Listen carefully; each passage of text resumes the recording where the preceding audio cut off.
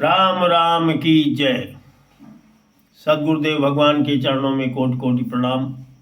सभी भक्तों को राम राम। प्रिय भक्तों, राम बढ़त धर्म से बढ़त लेकर के जो राम राम का निष्ठापूर्वक जप कर रहे हैं वो धैर्य रखें। यदि उनका भंडारा भी हो गया है और अनेक अनेक प्रकार से परेशानियों से भी आप संघर्ष कर रहे हैं,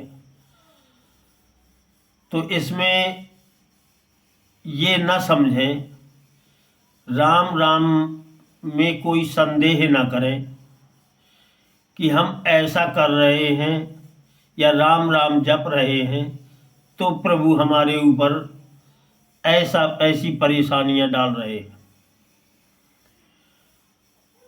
भगवान दया के सागर हैं, प्रेम के सागर हैं। ऐसे आनंद के सागर हैं जो केवल अपने भक्तों पर कृपा ही कृपा करते हैं। वह परमानंद की प्राप्ति अनुभूति आपको अवश्य होगी। हो सकता है जैसे कोई दीपक जब बुझना होता है तो बड़ी लौ के साथ पहले जलता है फिर बुझता है। हो सकता है आपकी प्रारब्ध पूर्व जन्म के पापों का ये परिणाम आपके सामने चल रहा हो और उनका समापन अब बिल्कुल लास्ट चल रहा हो, किनारे में हो। तो धैर्य रखें, विश्वास करें, राम राम पर कोई संदेह न करें, क्योंकि उस परमात्मा कि वो आनंद सागर की एक बूंद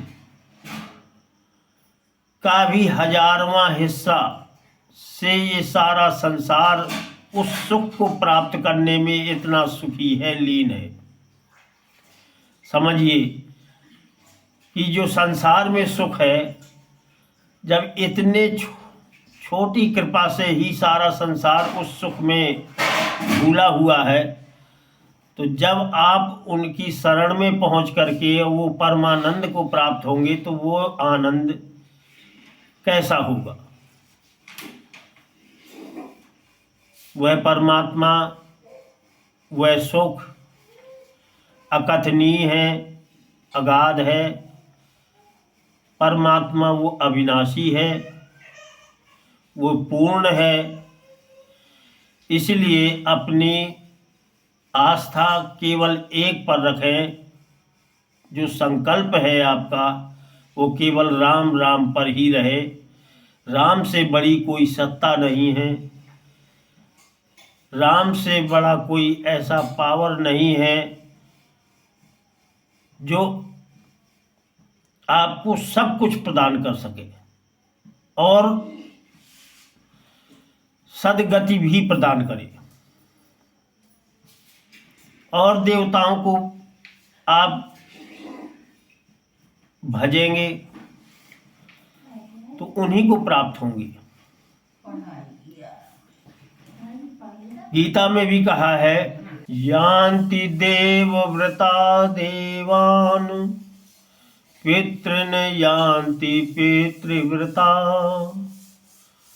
भूतानि यान्ति भूतेज्या यान्ति मद्याजिनो अपि माम। कि जो देवताओं को भजता है वो देवताओं को ही प्राप्त होता है। जो पितरों को का व्रत पूजन करता है वो पितरों को ही प्राप्त होता है। जो भूतों की पूजा करता है वो भूतों को ही प्राप्त होता है। और भगवान कहते हैं जो मुझे भजता है वो मुझे ही प्राप्त होता है। इसलिए अनेक अनेक देवताओं की पूजा से